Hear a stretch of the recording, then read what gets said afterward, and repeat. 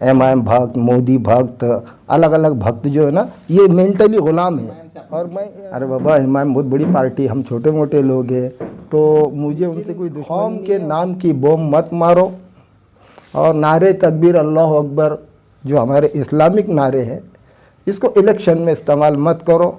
ये लोगों को मैं लीडर मानता ही नहीं, इनको बुलाने का सवाल ही नहीं उठता। मैं लीडर बनाना चाहता हूँ। आपको आमदार, खासदार, नगर सेवक, आपको हिंदू मुसलमान खेलने के लिए नहीं बनाया जाता है। जो पब्लिक की ज़रूरत है, जिसके नाम में शिव है, शिव सेना, शिव की सेना, जिसके नाम में मुस्लिम है कि मुस्लिमों की पार्टी। राष्ट्रवादी में तो नहीं है ना सर? ये राष्ट्रवादी सबसे बड़ा फरेब है। अच्छा, वो नाम भी छुपा दिए उन्होंने। अच्छा। इम्तियाज जलील साहब और लच्छू पहलवान एक जगह बैठ गए। वो ज़ख्मों का क्या हुआ जो शाहगंज में कई लोगों को लग गए? वो आग का क्या हुआ जो कई लोगों की दुकानें जला दी गई? इनके एक जगह बैठने से वो जख्म नहीं भर जाएंगे। ये लोग अपने मफाद के लिए एक जगह आ सकते हैं, लेकिन जो सच्चाई है ना, उसको कोई नहीं छुपा सकता। आप लोग देख रहे हैं औरंगाबाद अपडेट्स। मैं हूं अल्ताफ हुसैन। इस वक्त हमारे साथ जो शख्सियत मौजूद है, ये किसी इंस्टीट्यूट की मोहताज नहीं है। सबसे पहले तो हम आपको बता दें, आज हमारे साथ लोक विकास परिषद के राष्ट्रीय अध्यक्ष अब्दुल वाहिद साहब हमारे साथ मौजूद है। एनआरसी का मसला हो, उसके अलावा दीगर मसले हो, जेल भरो आंदोलन हो, और जब जब हमारे देश के ऊपर जब जब संकट आया, उसमें हमने देखा कि शख्स अक्सर हमने देखा कि आगे खड़े होते हैं, लेकिन कहीं ना कहीं फिर वही बात आती है कि जहां कुर्सी का मसला आता है, वहां जैसे जिस तरीके से कहा जाता है कि लोग आगे बढ़ के एक दूसरे का विरोध करना शुरू करते हैं। आज हमारे साथ मौजूद है वार पलटवार में अब्दुल वाहिद साहब से हम लोग बात करते हैं। सर, बहुत बहुत इस्तकबाल है आपका औरंगाबाद अपडेट। शुक्रिया। सबसे पहले तो मुझे बताइए, अपने चंद दिन पहले एक एफआईआर दर्ज की है आरएसएस के जो प्रवक्ता है उनके ऊपर, उसके बारे में आप क्या कहेंगे? सबसे हम शुरू करते हैं। अभी 7 तारीख को आरएसएस का प्रवक्ता, संगीत रागी नाम है उसका, उसने आज तक पे दंगल नाम के एक डिबेट में इस्लाम के ख़िलाफ़ अल्फाज का है, और वो अल्फाज मुझे यहाँ पे दोहराने के लिए भी अच्छा नहीं लग रहा, और मैं उसको दोहराना भी नहीं चाहता, लेकिन वो सिर्फ़ इस्लाम की नहीं, मुसलमान की नहीं, बल्कि देश के संविधान का भी अपमान है। तो वही चीज़ को लेकर हम जवाहर नगर पुलिस स्टेशन गए। वहाँ पे हमने पीआई को कंप्लेंट किया, और हमने कहा कि भाई ये शख्स पर 295A, 153A और 298 के तहत गुना दाखिल होना चाहिए। हमारी धार्मिक भावना इसमें आहत हुई है।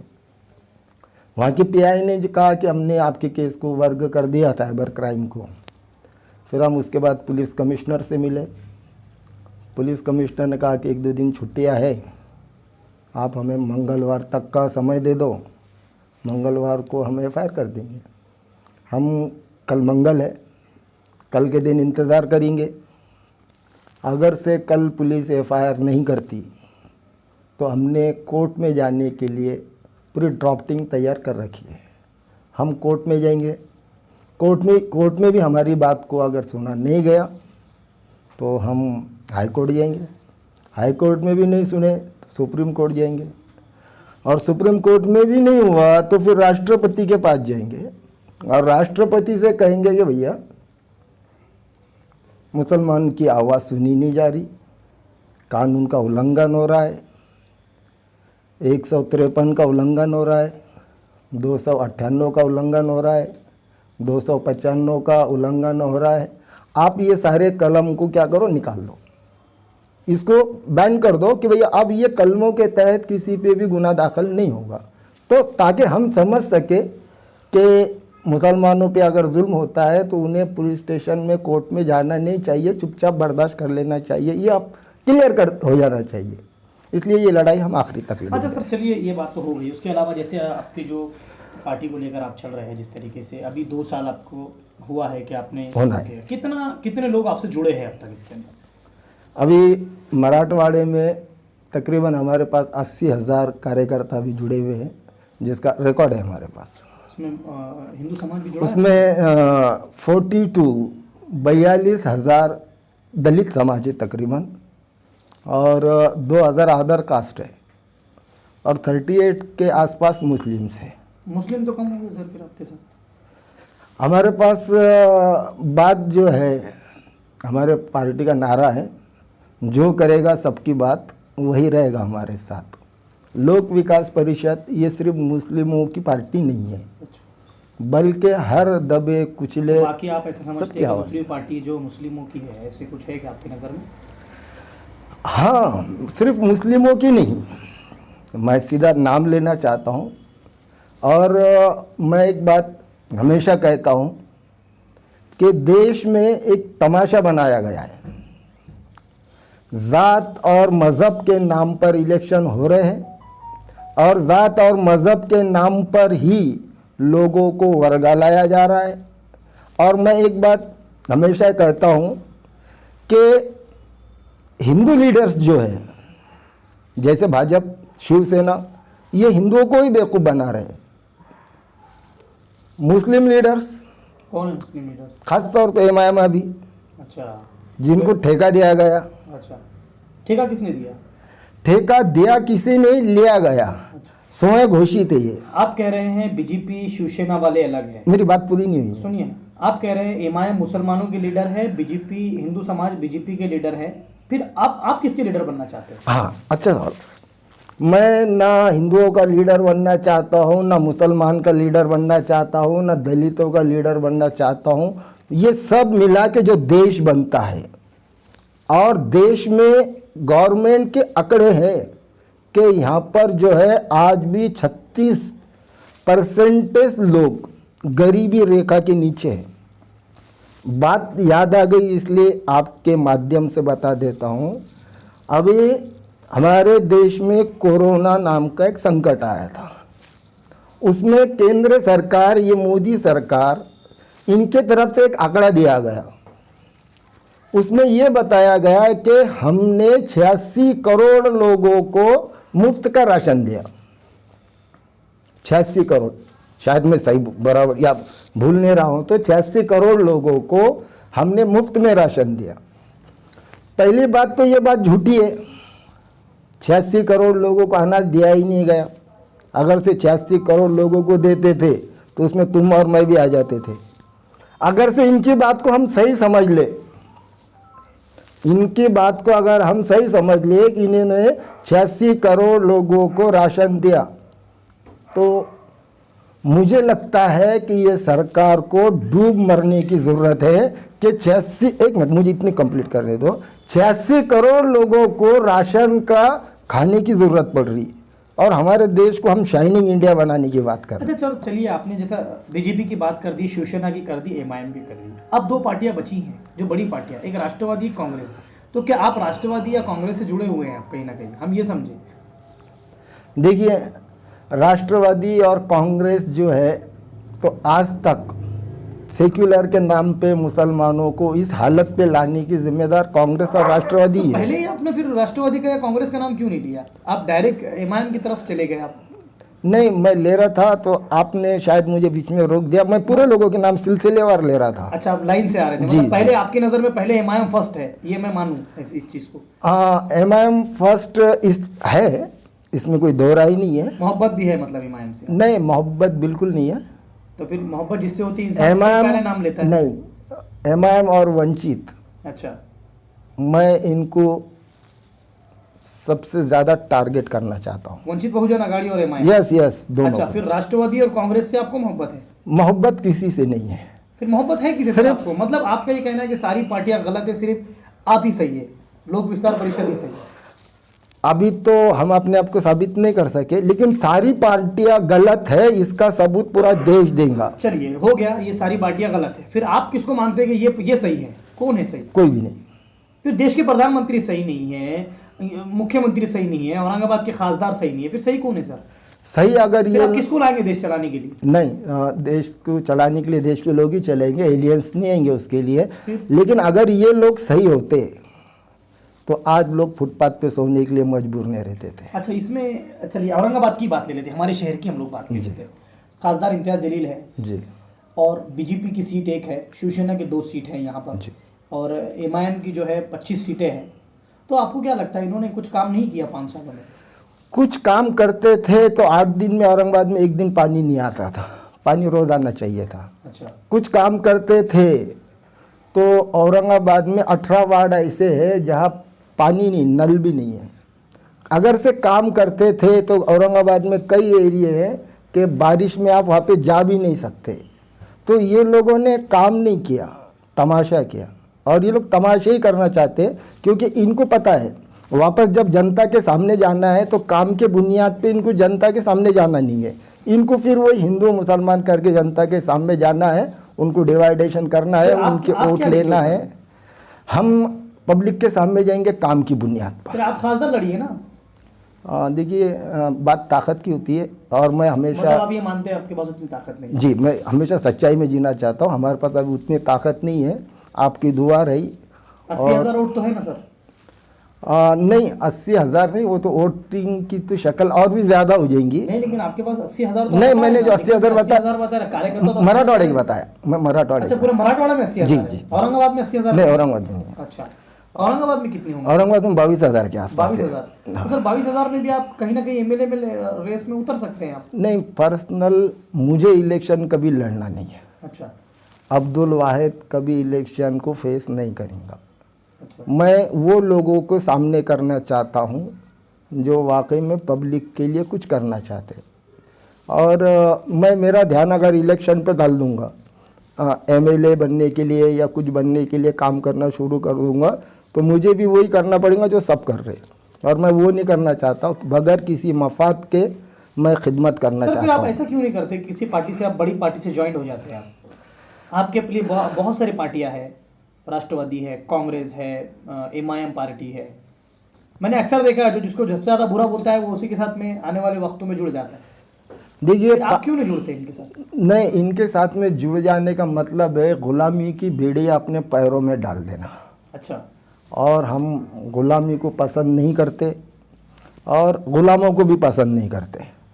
जो लोग गुलाम बने हुए हैं, गुलाम 2 तरीके के होते हैं, एक लॉकअप इन सलाखों में, जेलों में होते हैं, और दूसरे मेंटली गुलाम होते हैं। जैसे कि हम जिनको अभी भक्त कहते हैं, एमआईएम भक्त, मोदी भक्त, अलग अलग भक्त जो है ना, ये मेंटली गुलाम है। और मैं आपके माध्यम से लोगों से भी विनंती करना चाहता हूँ, नहीं प्लीज आपको बहुत बड़ा झटका लेट मी कंप्लीट। मुझे ऐसा लगता है शायद इमाम से आपको बहुत बड़ा झटका है, क्योंकि हर अल्फाज में आप इमाम को कहीं ना कहीं बुरा बोलने की कोशिश करते हैं, नहीं, मैं कहीं ना कहीं टॉर्चर करने की कोशिश करते हैं।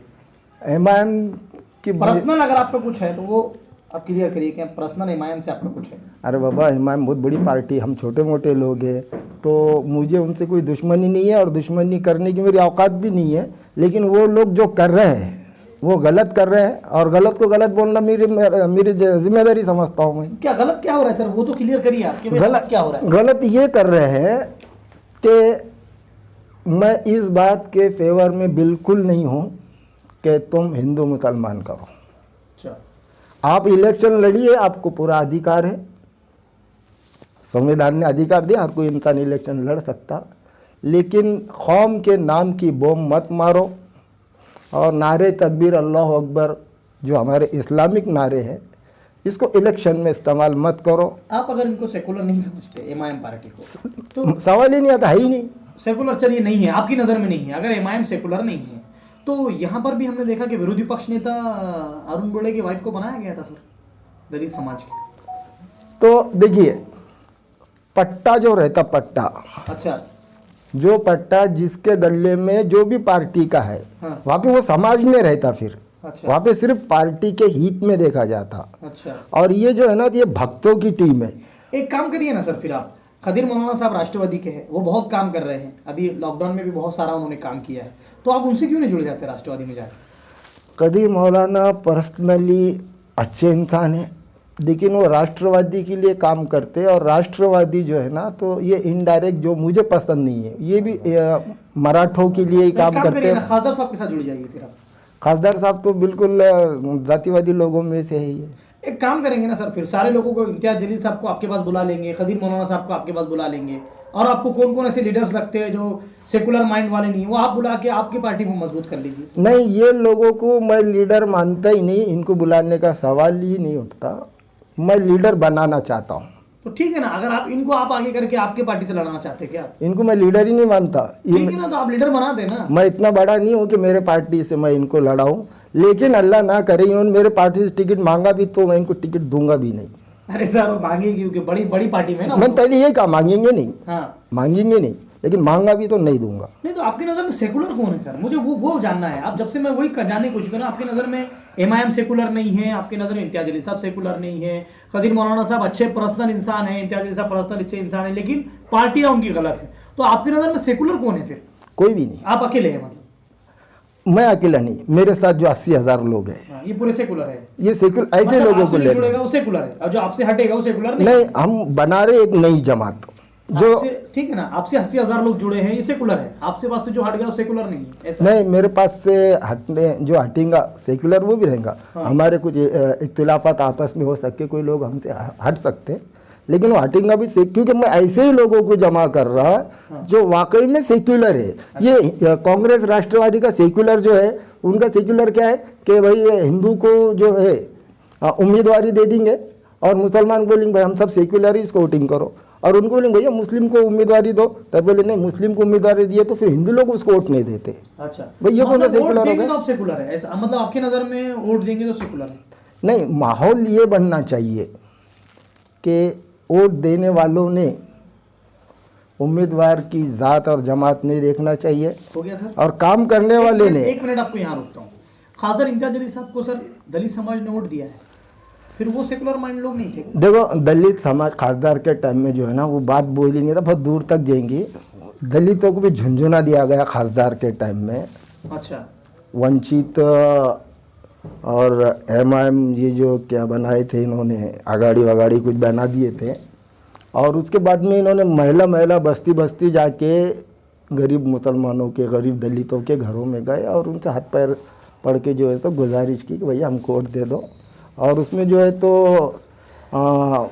खासदार माजी खासदार प्रकाश अंबेडकर, इनसे युति हो गई थी, और दलितों में जो है तो प्रकाश अंबेडकर को मजबूत करने के लिए जो है तो खासदार इम्तियाज जलील साहब को वोट दिए। लेकिन जब इलेक्शन हो गया तो दलितों को भी महसूस होगा कि हमको ठगाया गया।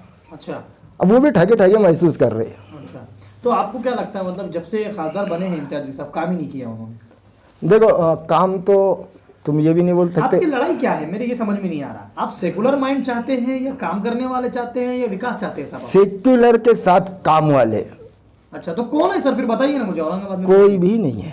तो आप अकेले हैं मतलब? हम अकेले हैं, आप अकेले सेकुलर है बन रहे हैं, और सेकुलर नहीं है। हमारे जहन के हम बाकी के लोगों को बनाने की मेहनत कर रहे हैं। मतलब आप ये कह रहे हैं अभी राष्ट्रवादी की सीट यहाँ पर लड़ी, उनको इतने वोट मिले, हिंदू समाज ने वोट दिया, सारे लोगों ने मुस्लिम समाज के अलावा और इम्तियाज अली साहब को वोट दिया, तो ये सेकुलर नहीं है मतलब आप अकेले सेकुलर हैं? देखिए, मुल्क आज़ाद हुआ तब से, मुल्क आज़ाद हुआ तब से अगर वाकई में सेकुलर जो आप बहुत देर से बोल रहे हैं ये रहता था, तो मैंने कुछ दिन पहले अभी पढ़ा, मुल्क में 1947 से लेके परसों तक गुजरात के 2002 के दंगे के साथ में 22,000 दंगे हुए। कम से कम 1.5 लाख लोग दंगों में मारे गए, वो चाहे दलित के हो या मुसलमान के हो या हिंदुओं के हो। अगर सब सेक्युलर रहते ना ये दंगे नहीं होते थे। चलिए सर वो सब छोड़ दीजिए, अब मनपा का इलेक्शन आने वाला है आने वाले वक्तों में जी, तो आप कितने सीटें लड़ा रहे हो औरंगाबाद से? अभी वैसे तो इरादा हमारा पूरे औरंगाबाद से लड़ाने का है, क्योंकि हम ऐसा तो नहीं 115 सीटें लड़ाएंगे सर आप? नहीं, इसमें आपको हंसी आ रही, हंसी की बात नहीं है, क्योंकि मैं पहले ही आपको बताया कि मुसलमान है इसलिए सिर्फ मुसलमान महल्ले में इलेक्शन लड़ाएंगे ऐसा नहीं है, या सिर्फ दलित महल्ले में लड़ेंगे ऐसा भी नहीं है। हम जहाँ प्योर हिंदू भाई रहते वहाँ पर भी हमारा उम्मीदवार रहेगा, क्योंकि हमारी बात ही है, जो करेगा सबकी बात और वही रहेगा हमारे साथ। कितनी सीटें ला रहे हैं सर? हम 54 सीटों की तो हमारी तैयारी है अभी। अच्छा, और आगे वक्त जैसा आता है। सीटें कितने आ रही हैं आपकी चुन के? नहीं आ रही, इसके बारे में बोलना तो ज़्यादा हो जाएगा। अच्छा, लेकिन आ रही कितनी आ रही इसका दावा मैं नहीं कर सकता, लेकिन इलेक्शन हम आपकी लड़ रहे। तैयारी तो होगी ना सर कुछ तो ऐसी कि मनपा में हमारी इतनी सीटें आ रही है? नहीं, वो चीज़ मैं अभी नहीं बता, उसका फैसला पब्लिक करिए। अच्छा चलिए वो ठीक है। अब आते हैं हम लोग औरंगाबाद के विकास के ऊपर। जी, अब इतने दिनों से पिछले 5 सालों से 25 एमआईएम के कॉर्पोरेटर थे, एक एमएलए थे, उसके अलावा राष्ट्रवादी की कुछ सीटें आई, कांग्रेस की कुछ आई, तो इन लोगों ने क्या औरंगाबाद में काम नहीं किया सर? औरंगाबाद में काम करते थे तो फिर वही बात दोहराना पड़ रही है। आप जिस रास्ते से आए ना अभी, तो वो रास्ता बना हुआ नहीं है। और जिस महल्ले में मैं रहता हूँ, ये मेरा ऑफिस है जहाँ पर, यहाँ पर ये बस्ती को डेवलप होके तकरीबन 25 साल हो गए। अच्छा। यहाँ अभी तक पानी नहीं, नल भी नहीं है। काम करते थे ना तो यहाँ पे नल रहता था, लोगों को पानी रहता था, सरकारी मदर स्कूल रहता था, सरकारी हॉस्पिटल रहता था, और ये सब रहना चाहिए।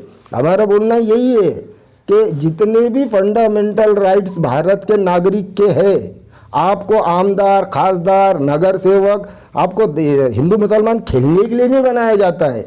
जो पब्लिक की ज़रूरत है कि यहाँ पे हर बच्चे को अच्छा एजुकेशन चाहिए। जितनी देर से तो मैं आपसे बात कर रहा हूँ, आपके पास ही हिंदू मुसलमान निकल रहा है सर। नहीं, हिंदू मुसलमान इसलिए निकल रहा है कि ये लोगों ने इतना हिंदू मुसलमान कर दिया कि वो ख़त्म करने के लिए हमको बोलना पड़ रहा है। नहीं, वो ख़त्म करना है। अच्छा, मतलब वही ना, आप ये आपका ये बोलना, मैं जब से आपसे बात कर रहा हूँ, पिछले 10 मिनट से देख रहा हूँ, आपकी सबसे ज़्यादा जबान में हिंदू मुसलमान आ रहा है। नहीं, हिंदू मुसलमान इसलिए आ रहा है कि हिंदू मुसलमान करने वालों की तादाद बहुत ज़्यादा हो गई। और साथ में रह रहे कि आप भी वैसे हो गए? नहीं, वैसे बिल्कुल नहीं। अगर वैसा करना रहे तो हम राजकारण छोड़ देंगे। हमको हिंदू मुसलमान को ये खत्म करना है, हिंदू मुसलमान का राजकारण को खत्म करना है। सियासत में हिंदू मुसलमान होना ही नहीं चाहिए। राजकारण कैसे खत्म होगा, आप बताइए। आप सबसे पहले पहल करिए ना, चलिए ना, आपके साथ हम जनता खड़ी होगी। अगर आप खत्म करेंगे, क्या स्टेप लेंगे आप? पहला स्टेप क्या होगा सर इसका?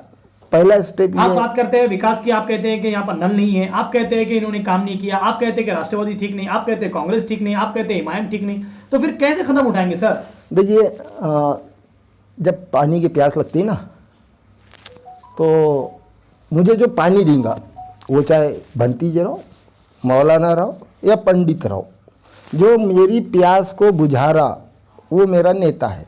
अच्छा। तो हम राजकारण में ये छवि बनाना चाहते हैं जो पब्लिक की ज़रूरतों को पूरी करेगा। वो उसका धर्म से कोई भी रहने दो, लेकिन पब्लिक को ज़रूरत पूरी करने के लिए उन्हें कोशिश करनी चाहिए। बात एमआईएम भी कह रही है, यही बात राष्ट्रवादी भी कह रही है, ये बात कांग्रेस कह रही है, ये बात बीजेपी कह रही है, ये बात शिवसेना कह रही है, आप भी वही कह रहे हैं ना सर? देखो, कुछ हट के बताइए ना, आप क्या एक वो लाएंगे कि हिंदू मुसलमान खत्म होगा जैसे आप सोच रहे हैं? ऐसे मुझे तो नहीं लगता कि औरंगाबाद में हिंदू मुसलमान है। देखो, आपने बीजेपी की बात की, बीजेपी तो छाती ठोक के बोलती कि बाबरी मस्जिद को हमने गिराया, बीजेपी छाती ठोक के बोलती कि राम मंदिर को हमने बनाया। तो ये लोगों तो स्टैंप है कि ये लोग कम्युनल है। ये हिंदू लोगों को बेवकूफ़ बना रहे मुसलमानों के नाम पर, और उनसे वोट लेके सत्ता में बने रह रहे। अच्छा। शिवसेना को तो हम भूल नहीं सकते। इन शिवसेना के जो है तो कई दंगों के खून आज भी इनके गिरेबान पर है। आज ये सेक्युलर की बात जो करते हैं ना, ये बकवास है, ये बेकार की बात है, पब्लिक को छला हुआ है। ये सेक्युलर नहीं है, ये तो कई दंगों के खून के निशान आज भी इनके कपड़ों पर लगे हुए होंगे। अच्छा। तो ये सेक्युलर नहीं है। और वही बात जो है तो तुम वापस राष्ट्रवादी और कांग्रेस की करेंगे, तो ये शिवसेना को, भैया ये शिवसेना को शिवसेना बड़ा किसने बनाया? बाल ठाकरे को। ये कांग्रेस और राष्ट्रवादी, कांग्रेस नहीं तो उसको बढ़ावा नहीं। ये आरएसएस जो है तो आज तक भी रजिस्टर्ड नहीं है। ये आरएसएस को बहुत पहले कुचला जा सकता था, लेकिन उसको कुचले नहीं, उसको पनप नहीं दिए, शिवसेना को बड़ा किया गया। तो ये जो जिसको सेक्युलर तुम बोल रहे, कांग्रेस, राष्ट्रवादी, कांग्रेस, इन्होंने शिवसेना, आरएसएस और भाजपा को बढ़ाया हुआ है। और जहाँ तक एमआईएम की बात कर रहे, इनके तो नाम में मुस्लिमीन है। अच्छा, तो नाम में मुस्लिमीन इसलिए वो सेकुलर नहीं है? कहाँ से सेकुलर है?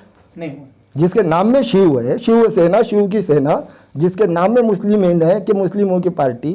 राष्ट्रवादी में तो नहीं है ना सर? ये राष्ट्रवादी सबसे बड़ा फरेब है। अच्छा, वो नाम भी छुपा दिया उन्होंने। अच्छा, राष्ट्रवादी सबसे बड़ा फरेब मानते हैं आप? जी। अच्छा सर, चलिए उसके अलावा फिर औरंगाबाद के मुद्दे पर हम लोग आते हैं। जैसे हमने अक्सर देखा कि अभी फिर वक्त लॉकडाउन के हालात जिस तरीके से चल रहे हैं, जी, सब पार्टियां अपना अपना काम कर रही है, फिर आप कैसे अपना कालम वहां पर गाड़ेंगे सर इनके बीच में? देखिए, एमआईएम भी अपना काम कर रही है, क्योंकि काम इसलिए कर रही है सर क्योंकि उन्होंने एमएलए से खासदार बना दिया है। राष्ट्रवादी इसलिए काम कर रही है कि मौलाना बहुत रफ्तार से चल रहे हैं, मौलाना के पीछे कई नगर सेवक जो है पार्टी छोड़कर राष्ट्रवादी में प्रवेश कर रहे हैं। कांग्रेस मजबूत होती नजर आ रही है, कहीं ना कहीं उनके मंत्री औरंगाबाद आ रहे हैं। आपके पास तो कोई बड़ा चेहरा भी तो नहीं है सर। देखिए, मौलाना जो धड़पड़ कर रहे, मर कर रहे, मौलाना को आमदार बनने का है, करने तो अच्छी बात है, मुझे आमदार नहीं बनना है। ये खासदार जो है हमारे हैं इम्तियाज जलील साहब, इनको वापस खासदार बनने का है, और वो शायद एमआईएम को छोड़ भी दे, खासदार बनने के लिए शायद दूसरी भी पार्टी ज्वाइन कर ली है, लेकिन उनको वापस खासदार बनने का है। आपकी बात हुई क्या उनसे? नहीं, मेरा अंदाज है, हो सकता गलत है। अंदाज तो कुछ भी हो सकता है। हो सकता है, हो सकता है, मानता हूँ। फिर हमारा भी अंदाज ही हो सकता है कि आप आने वाले वक्तों में शिवसेना से इलेक्शन लड़ लें। नहीं, ऐसी नौबत आ गई, मैं सियासत छोड़ दूंगा। अच्छा, मुझे सियासत करने का शौक नहीं है। सब ये तो अंदाज अलग है। देखिए अब्दुल भाई साहब, अंदाज अलग है। मौलाना एमएलए बनना चाहते हैं, इम्तियाज अली साहब खासदार बनना चाहते हैं, आप कहते हैं आने वाले वक्तों में हो सकता है वो अलग पार्टी से लड़ेंगे। हमारा भी अंदाजा ये हो सकता है कि आप आने वाले वक्तों में राष्ट्रवादी में चले जाएंगे, कांग्रेस में चले जाएंगे, हो सकता है आने वाले वक्तों में हम इमाम के स्टेज पे आपको देख लें। आप भी यही, मैं भी यही हूँ। जिस दिन ऐसा हो जाएगा अच्छा, विकास उस के लिए दिन क्या फिर करेंगे? बैठेंगे। चलिए, विकास के लिए क्या करेंगे? अगर विकास के मामले में राष्ट्रवादी, कांग्रेस, एमआईएम तीनों एक जगह आ जाती है, शिवसेना एक जगह आ जाती है, आप उनके साथ खड़े रहेंगे? आप अकेले, हम आपके जो है पुतली लेके आप अकेले एक जगह खड़े हो जाएंगे? नहीं, ये विकास के लिए एक जगह नहीं आ सकते, ये सरकार बनाने के लिए एक जगह आ सकते। विकास इनका एजेंडा है ही नहीं। सरकार बनाने के लिए भले एक जगह आ जाएंगे, 3 नहीं और 3 को लेके आए 6 लोग इमाम देखिए ना, उस दिन आप हमारे चैनल पर देखिए, इम्तियाज अली साहब और लच्छू पहलवान बाजू बैठे हैं। विकास के मामले में दोनों एक जगह आ गए, शिवसेना इमाम एक जगह आ गई है। इम्तियाज जलील साहब और लच्छू पहलवान एक जगह बैठ गए। वो जख्मों का क्या हुआ जो शाहगंज में कई लोगों को लग गए? वो आग का क्या हुआ जो कई लोगों की दुकानें जला दी गई? इनके एक जगह बैठने से वो जख्म नहीं भर जाएंगे। ये लोग अपने मफाद के लिए एक जगह आ सकते हैं, लेकिन जो सच्चाई है ना उसको कोई नहीं छुपा सकता। आप सेकुलर की बात कर रहे हैं, फिर आप वो पुरानी बातें निकाल रहे हैं। ये सेकुलर नहीं है, मैं आपको ये बता रहा हूँ। ये मफाद के लिए एक जगह है, ना विकास के लिए आ सकती है, ना ये तो कौम को, पूरे समाज को एक जगह जमा करने का इनका मकसद कौम को एक जगह जमा करना भी नहीं है, समाज को, ना ही विकास करना है। आने वाले इलेक्शन में नुकसान ना हो जाए, इसलिए दोनों एक साथ आकर बैठे हुए। कितने सीटें लड़ा के आप भी चाह रहे हैं कि कहीं ना कहीं ये तीनों पार्टियों को नुकसान आप पहुंचाए? ऐसे नुकसान पहुंचाना हमारा मकसद नहीं है। मकसद क्या है सर? जब ऐसे एरिया में हमारा मकसद है, ऐसे एरिया में सीट लड़ाने की कोशिश कर रहे हैं जहां आपको पहचानने वाला कोई नहीं है, आप पूरे के इरादे कर रहे हैं, आप चौपंथा भी हो, तैयार भी हो गए आपके पास। देखिए, इसका फैसला तो जनता करेंगी, पब्लिक करेंगी। अच्छा, हमारी विचारधारा हम लोगों तक पहुंचेंगे। सर कहीं ऐसा ना हो जाए कि आपको कहीं कहीं वोट ही ना मिले? हो सकता। फिर क्या फायदा सर? फिर क्यों लड़ा रहे हैं? वही वो तो बोल रहा हूँ, हाँ, के लिए लड़ा रहे हैं। मैंने जो लोक विकास परिषद पक्ष को बनाया, ये राजकीय पक्ष है, इसमें हम इलेक्शन लड़ेंगे। कितने मुस्लिम के अलावा कितने लोगों को टिकट दे रहे हैं?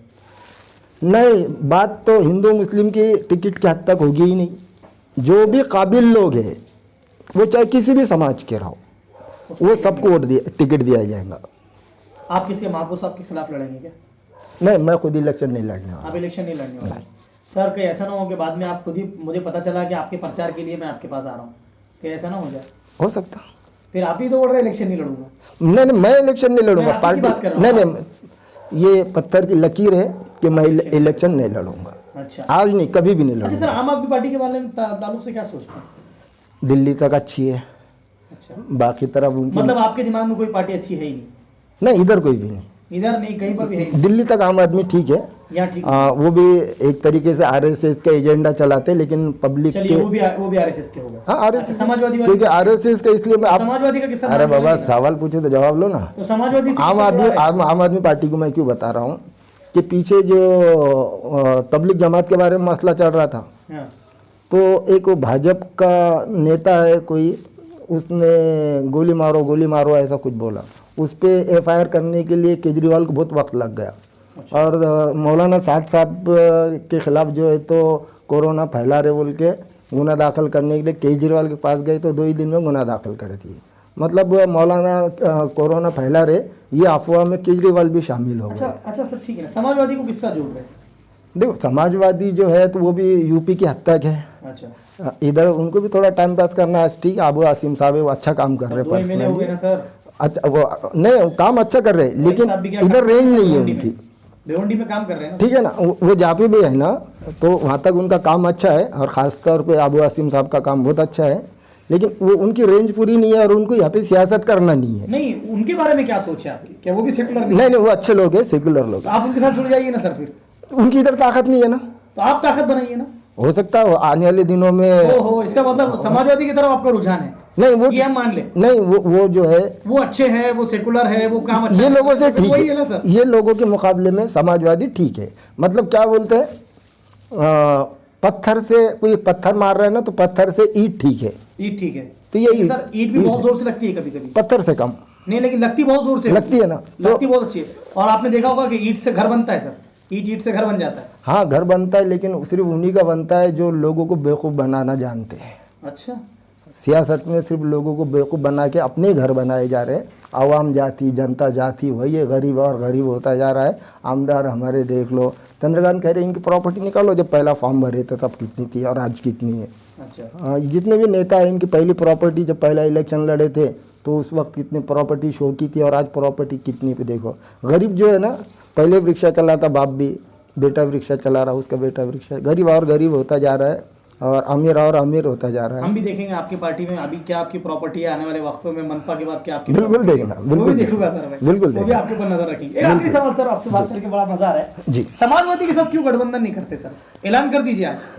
नहीं, समाजवादी पार्टी को देखो, उनके मुख्यमंत्री रहे हुए हैं यूपी में और हमारे पार्टी को जुम्मा भी 2 साल होने जा रहे हैं, तो हम हमारी बराबरी किसी के साथ नहीं कर सकते। हम छोटे हैं, इस बात को हम मानते हैं और मैं सच्चाई में जीता। मैं जितनी पार्टियों का आपने नाम लिए, इस पूरे बड़े बड़े पार्टियाँ, इनके अदना वर्कर्स मेरे से बड़े बड़े हैं, लेकिन इनके जो काम है ये काम मुझे पसंद नहीं है। इसलिए मैं काम करने वाली एक नई जमात बनाना चाहता हूँ, सेक्युलर की परिभाषा बदलना चाहता हूँ और आवाम की जो ज़रूरत है, उनका स्कूल हो गया, उनका दवाखाना हो गया, उनका काम रोज़गार हो गया, ये सारी चीज़ें उनको मिलना चाहिए। इसलिए फ़ाइट करना चाहता हूँ और ऐसे ही फाइटर लोगों को अपने साथ लेकर अपने पार्टी को आगे बढ़ाना चाहता हूँ। अच्छा, बाकी आप किसी को सेकुलर मानते नहीं है? सेकुलर कोई भी नहीं है, कम से कम महाराष्ट्र में, अभी तो ऐसे लग रहा फिलहाल है ना, क्योंकि कोई नहीं, आप अकेले फिलहाल हम ऐसे लोगों को जोड़ रहे जो रियल में, क्योंकि क्या आपको नहीं, आप अकेले सेकुलर है? आपका सवाल पूछना है ना, ये मुझे गलत नहीं लग रहा, क्योंकि हमारे को नहीं, आपका सवाल पूछना है ना। नहीं, आप बोलिए ना कि मैं अकेला सेकुलर हूँ, बाकी कोई सेकुलर नहीं। सेकुलर बहुत होंगे लेकिन सियासत में नहीं है। सियासत नहीं बोल रहा हूँ, नहीं, कोई भी नहीं है सियासत में, कोई भी सेकुलर नहीं है, मैं समझता हूँ ऐसा। तो वही ना, आप अकेले सेकुलर, ऐसा मैं समझता हूँ। आप आपसे समझते हैं सियासत में कोई सेकुलर नहीं है, कोई सेकुलर नहीं है। मतलब मौलाना अब्दुल वाहिद साहब सेकुलर है, बाकी कोई सेकुलर नहीं है। मैं अब्दुल वाहिद मौलाना नहीं हूँ, मैं अब्दुल वाहिद सेकुलर है और सेकुलर, रियल सेकुलर। अच्छा, मुल्क आज़ाद हुआ जब से सेक्युलर का जो चॉकलेट बता के सेक्युलर जो बताए गए हमको, मतलब अब अकेले वो सेक्युलर नहीं है। आजादी के बाद से आज पहली बार किसी सेक्युलर से मिला हूं सियासत में बता रहा हूं ना सर। अभी हम बन रहे हैं, अभी आप बन रहे हैं, अभी है भी नहीं, आप कोशिश कर रहे हैं, अभी शुरुआत है, बच्चा कोई नहीं है। बाकी मुझे नहीं लगता कोई, आपको नहीं लगता? मुझे नहीं लगता। इसीलिए अब्दुल सत्तार साहब चुन के आते सर। अरे तो अब्दुल सत्तार साहब तो उनको अब गयवारी में जो है तो कांग्रेस में थे, बीच में सुनने गया तो भाजपा में चल जा रहे, भाजपा वालों से सेटिंग नहीं हुई, शिवसेना में चले गए, कल शिवसेना वालों ने हटा दिए, तो फिर भाजपा में जा सकते। ये लोग चुन के आने के लिए कहीं भी जा सकते। ये सेक्युलर है तो फिर कांग्रेस, सुनिए ना, ये सेक्युलर है तो कांग्रेस से शिवसेना में क्यों गए? शिवसेना तो उस वक्त जो है तो कट्टर जातिवादी पार्टी थी, जब तो उनका अलायंस भी नहीं हुआ था। ये सेक्युलर नहीं है, इनको सिर्फ सत्ता चाहिए और जहाँ से सत्ता मिल सकती ये लोग वहाँ जाते पूरे। अच्छा, मतलब अब अगर सेक्युलर हो जाए तो ठीक है कि नहीं सर? कौन सेक्युलर? आप अगर शिवसेना सेक्युलर हो गई है तो अच्छी बात है ना। शिवसेना सेक्युलर है, मैं इस बात को ना मानता ना कभी मानूंगा। अच्छा, सेक्युलर हो ही नहीं सकती? हो ही नहीं सकती। अच्छा, इन पे जो है कितने खून इन्होंने किए। एमआईएम भी सेक्युलर नहीं हो सकती? बिल्कुल नहीं, आगे भी नहीं हो सकती। आगे का मैं बता नहीं सकता हूँ, फिलहाल नहीं। राष्ट्रवादी भी नहीं हो सकती? राष्ट्रवादी सिर्फ मराठों की बात करती, तुम्हारे को बिरयानी बनाते टाइम में सारा मटेरियल रहता है, उसमें लौंग इलायची डालना पड़ती और खाते टाइम में लौंग इलायची हाथ में आ गई, उसको बाजू में फेंक देते। राष्ट्रवादी मराठों की पार्टी, मराठों की पार्टी है, नहीं सुनिए ना, मराठों की पार्टी है और उसमें मुसलमान को लौंग इलायची से इस्तेमाल किया जाता है। ये सर्टिफिकेट जिसको आप देंगे वो सेक्युलर नेता रहेगा? नहीं, मैं इनको सर्टिफिकेट दे रहा ही नहीं, मैं मानता ही नहीं, मैं किसी को सेक्युलर मानता ही नहीं। मतलब कि आप जिसको देंगे वही सेक्युलर रहेगा? नहीं, मैं दे रहा ही नहीं, किसी दे रहा ही नहीं। नहीं तो आपको देना नहीं, आपको कोई मांग नहीं रहा है सर आपसे, लेकिन नहीं, क्या बोल रहे हैं? मांगा भी तो नहीं। देखिए, आप बोलते हैं राष्ट्रवादी सेक्युलर नहीं, एमआईएम सेक्युलर नहीं, शिवसेना सेक्युलर नहीं, बीजेपी सेक्युलर नहीं। आपके दिमाग में तो ये जब से आजादी जब से आज तक कोई नेता सेक्युलर है ही नहीं। अच्छा, आप अकेले है बस। आपने मुझे बहुत सवाल पूछ लिए, एक सवाल मैं पूछता हूँ, आप किसको सेक्युलर मानते हैं? सर सेकुलर कौन है सर? सभी सेकुलर है ना, जो हिंदू मुसलमान एक साथ रह रहे हैं वो सेकुलर है सर। सियासत में कौन सेकुलर है? अरे इसे सेकुलर का सबूत है कि इम्तियाज जलील को आज इतना हिंदू समाज वोट दे रहा है, ये सेकुलर है कि खदीर मौलाना को इतने वोट मिले हैं, ये सेकुलर है सर कि आज जो है कांग्रेस के अंदर इतने मुस्लिम नेता है, ये सेकुलर है सर कि शिवसेना में आज अब तो 70 साल मंत्री पद पे बैठे, सेकुलर नहीं तो और क्या माना जाए सर इसको? आपकी नजर में कौन सा सेकुलर? अब्दुल सत्तार साहब सेक्युलर के नाम पे चुन के आते थे तो उनको कांग्रेस छोड़ने की जरूरत नहीं थी, शिवसेना में जाने की जरूरत नहीं थी। जैसे आपने स्टार्ट में बताया कि मेरे पास भी कुछ ना कुछ भेदभाव हो सकता है, लोग छोड़ के जा सकते हैं, हो सकता है सत्तार साहब छोड़ के चले गए हैं इलेक्शन में। अरे सर होता है ना, हो सकता है आपके पास भी कोई लोग टिकट लेके चले जाएंगे छोड़ के। देखिए सच्चाई ये है कि उनको पता था कि आप कांग्रेस से चुन के नहीं आ सकते, अब सेक्युलर का दचोला बहुत दिन से ओढ़ के बैठे, अब उसको निकाल के फेंक दो, अभी कम्युनल का दौर है, शिवसेना में एंट्री मार दो, वहाँ से टिकट ले लो, चुन के आ जाएंगे और वो कामयाब हो गए, एक सक्सेस लीडर है। मतलब आने वाले वक्त में फिर 70 साल फिर छोड़ने वाले पार्टी, ऐसा आपको लगता है? शिवसेना कमजोर होती है और कांग्रेस मजबूत होती है तो फिर शिवसेना छोड़ देंगे, कांग्रेस में चले जाएंगे। साहब कहाँ जाएंगे बताया आपने, आपका अंदाज? वो तो कहीं भी जा सकते हो, अच्छा, उनको आगे बढ़ना है, उनको आगे बढ़ना है, बाकी आपको पीछे रहना है? नहीं, हमको आगे बढ़ाना है, जनता को आगे बढ़ाना है। अब्दुल वाहिद को पर्सनल आगे बढ़ना नहीं है, अब्दुल वाहिद को उन लोगों की फिक्र है। आपको पता है घाटी में MRI मशीन, एंजियोग्राफी मशीन तकरीबन 3 साल से बंद थी, ये सारे लीडर, ये आमदार, खासदार, नगर सेवक, ये सारे लोगों को पता था, वो चालू नहीं कर सके। लोक विकास परिषद हाई कोर्ट में गई, हाई कोर्ट में जाकर हमने बताया कि लोगों की ज़रूरतें पूरी नहीं हो रही है, लोग दम तोड़ रहे हैं वहाँ पर, तो हाई कोर्ट ने ऑर्डर देने के बाद अभी वहाँ पे MRI और एंजियोग्राफी मशीन आया है।